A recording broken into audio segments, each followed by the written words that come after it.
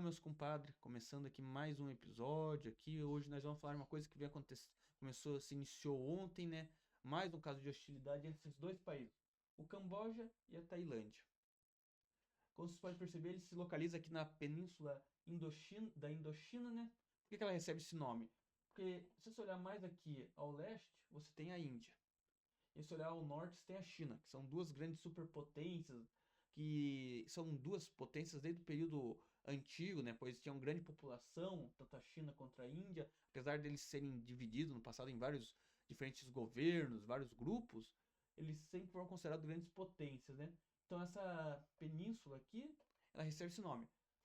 Caso você não saiba o que é uma península é um corpo de terra cercado por três cursos d'água. Ou seja, aqui vocês podem perceber que tem água aqui, água mais ao sul e água esse outro lado, e ao norte, onde isso fica conectado com o resto do continente. Isso se torna uma península.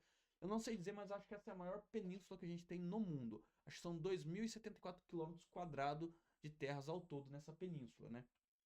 E o que está acontecendo lá, nessa região, é decorrência de uma contestação de terra por parte do Camboja à Tailândia. Por que o Camboja?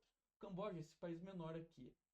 Aqui é o Vietnã e aqui, se eu não me engano, é o Laos. Esse país que não é banhado pelo mar. Aqui é a Birmânia, se eu não estou enganado, ou Brunei, porque mudou de nome recentemente. Peço desculpa por não lembrar. O Camboja, ele foi um grande império no passado por nome de Khmer. Quero só fazer um disclaimer aqui, falar do Khmer. Teve um grupo, na época da Guerra Fria, comunista, que ele se denominou Khmer Vermelho, por causa desse império.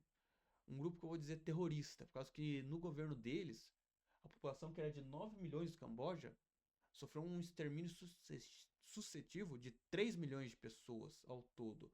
Foi um dos maiores extermínios que teve. Algumas fontes apontam 1 milhão, outras apontam 3. Então fica a critério de qual fonte você for ver. Mas beleza, voltando para a história.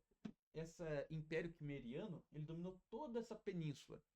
Depois, o pessoal aqui da Tailândia, aos poucos, eles começaram a retomar o território deles, e nisso eles conquistaram muitas terras que pertenciam antigamente a esse império, né? O Camboja hoje, ele alega que esse território é deles, por causa que eles estiveram lá primeiro. Enquanto o outro país, ele alega que não, foi dominado durante um período de conquistas e territórios, fronteiras voláteis, né? Porque nesse período você não tinha os países bem definidos que nem se tem hoje em dia, as fronteiras determinadas, que diga de passagem não quer dizer nada para a Rússia, que vem atacando a Ucrânia de maneira injusta. Então, o que acontece? Esses dois países já tiveram muitos casos de agressão entre eles. O último caso de agressão que a gente teve mais grave foi em 2008, onde teve um total de 300 pessoas feridas ao todo, e acho que um total de 100 mortos de ambos os lados.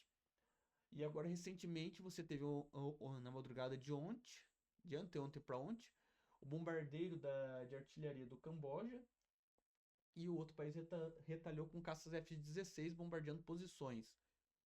A gente saber se ela pode escalar para uma guerra? Há uma possibilidade bem alta que se escale ela. Não é difícil. Ainda mais depois de hoje em dia, que a Rússia abriu o precedente das invasões por territórios, né? Que, como diga-se passagem, provavelmente virá conseguir anexar o território da Ucrânia, né? Então, como diria no truco, a primeira é um caminhão de bosta. Ou seja, a Rússia deu início a abriu esse precedente e outros países vão querer seguir. A gente não sabe se esse território vai escalar, muito difícil, as potências vão querer intervir ali, principalmente Estados Unidos e Rússia. A China, ela é um aliado histórico do Camboja. Talvez ela vá entrar fornecendo armas, tudo mais, visto que ele tem um exército menor, mais fraco, são 150 mil ao todo de efetivo militar, enquanto o outro país tem 700 mil de efetivo, se juntando com reservista e tudo mais.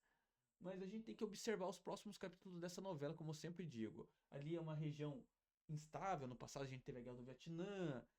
Foi uma região dominada pela França, como foi colônia, uma colônia da Indochina, né?